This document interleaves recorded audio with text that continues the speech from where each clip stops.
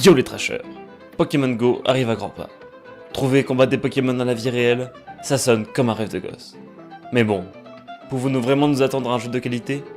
Apparemment oui.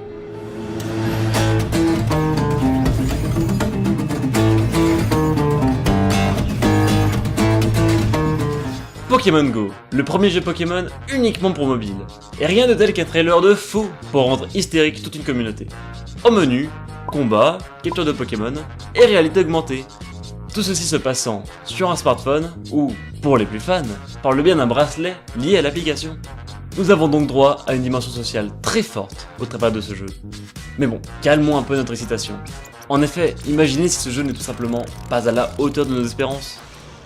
Vous rappelez-vous du fantasme Pokémon Google Maps Challenge, ce soi-disant poisson d'avril? Eh bien, ça avait beau être une blague, c'était pas très bien. Alors, que pourrait être Pokémon Go? Eh bien déjà, je pense que ce ne serait sûrement pas un jeu permettant de capturer des légendaires aux côtés de centaines d'inconnus. Non, mais voyons plutôt les choses que pourrait être Pokémon Go. Imaginez ce jeu transformant votre monde en une immense aventure Pokémon. Tu sors de chez toi, lance l'application et remarque que le café à 100 mètres de chez toi est en fait la première arène de ton aventure. Ton Pokémon et toi mettez donc au tapis un par un vos adversaires. Mais cela n'était que le prélude de l'épique combat qui t'attend avec le maître de ces lieux. Des lieux de rencontre. Pour nous Parisiens, que diriez-vous d'un conseil des cadres situé, par exemple, près de l'Assemblée nationale? Les joueurs formeraient des équipes pour pouvoir la conquérir et deviendraient ainsi meilleurs. Et si le but premier de ces combats était-il, tout simplement, de faire des rencontres entre les fans de la série? Pokémon Go pourrait aussi faire aller les joueurs dans des endroits inconnus et secrets des villes ou des campagnes.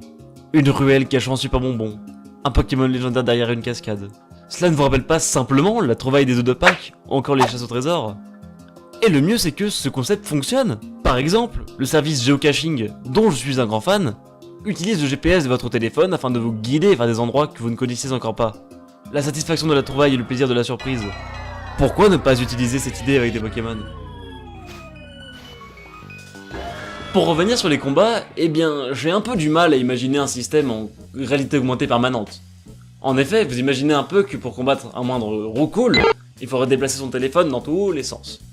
Non, personnellement, j'imagine un peu plus un combat à l'ancienne, pouvant se faire dans le métro comme dans le bus.